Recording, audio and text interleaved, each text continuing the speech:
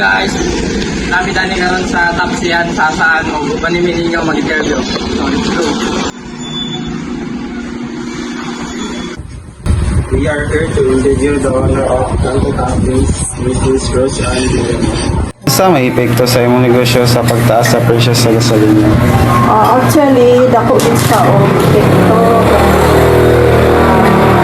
Ano po ka ng dili sa pwede nga magtaas ni sa among presyo tungod kay para pangmasa ra magandang besides ang among gi-priority is kamo mga student para po nga give and take lang, matabang ni sa inyo, makatabang sa makarol lang na mo gamay ang kwan. So, even nga nagtaas ang prices sa gas, no choice, moriga ka namin presyo.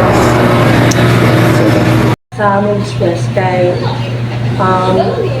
especially kay magkumpara mi, number one gana siya, transportation. Dayon, aside sa transportation is increase po ni sa among products na kung mga expenses is dili na increase man po.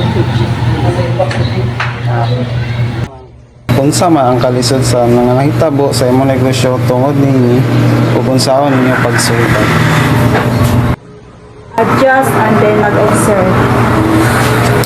Ang kuan is nag-reduce ang among profit medyo kay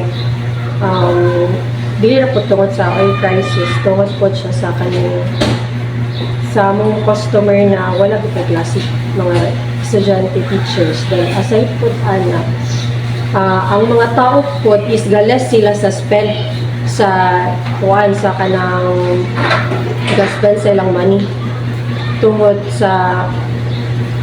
siguro sa crisis karon nga kahitabo sa ato dili lang kay sa oil kundi sa mga pamaliton po sa atong economy.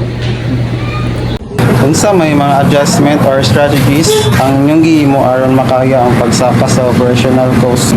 For example, kanya mo mga luto dili kay tag-cheese naman. So, kung sa una medyo takot-takot siya, nagbawas ng gitpod may gamay para same price lang yapon. Then maka-cater po din sa mga estudyante. So, even though nga na advantage or disadvantage sa mga pero yung mga ang amo, usually ang amo ging ginakuan kay di man tamo ingan pag business ingan mas lang sa pagkuan sa mga barato ng daliya wala may ginansya so far wala man siguro yung business na wala ginansya na ginansya but gamay maro lang namo makatabang pud mi sa estudyante and then pangmasa tapod mi gaseldo pud mi sa mong kaugalingon okay na.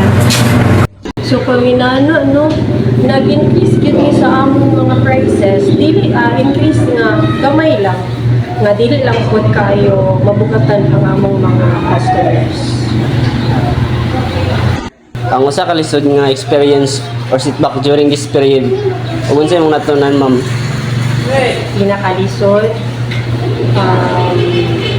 siguro sa katong third question na para na ako na siya kining nagkaubos ang among profit tungod sa wala kayo'y klase, then sa transportation karon tungod sa oil prices dayon ang among delivery food sa among negosyo kay ang among mga suki man nga kabalabal mo increase man po sila o demand man po sila then delay sa among kining nag-delay ang bitaw mga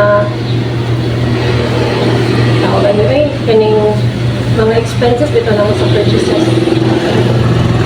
So far, like for example, karon nga day, medyo ingaw din siya no. But actually, karon manggod kay wala manggod siya kanang spila bitaw. So, ang among naobserbahan dire or kuan, pag walay estudyante or wala gay class, medyo hina mo ang kuan pero at least nagyapon mi makakuan gyapon mi sa mga uban mi mga other nga nag-work sa like hospital or sa mga kanina nag-work diri sa uban nga dili-ingon nga kananan mas priority sila ang palit sa mga barato man Galigid. Current situation karon ma'am. Unsay advice nga imong mahatag sa ubang entrepreneurs sa pag-manage sa business during economic challenge pareha sa ani karon? Ang amo lang kuan kadasig lang gyud. Kay kuan man ta ka nang nagnegosyo man ta. Ang negosyo is dili man permanente na sa top wagi man gyud ta og low. Then again man gyud nato ning mga crisis nga mga ilan. So pray and dasig lang gyud. Kay sa hinay-hinay ang success gana magyapon. Sige ma'am. Sa current situation karon, unsay advice ang imong mahatag sa uban entrepreneurs sa pagmanage sa business during economic challenge various ani? Okay, so siguro ako ma-advise siguro, especially ako mag-good or kami, dili pa man yun ni makahatag og advice kay start pa man lang gud ni ang negosyo ta. I think mas okay kung nag-start ka kanang walay utang. I mean, di man ta pwede nga di ta mangutang kay part naman sa ka. So, mas maayo nga mag-start ka sa imong business nga dili gid siya utang para if ever nga di ka nimo matag na ang imong future no mayabo siya. At least wala kay pagkakasulan kay kumbaga kuan naman na kanay actually ang business risky gyapon siya pero imo lang gyapon siyang ipadayon or I mean gyapon kay strategy kung saan gid siya pagkalanggo and then approaching the kanang bitang may kay makihalubilo sa imong customer isa pa na sa mga asset nga para mo bring up ang imong negosyo. That's all. Thank you.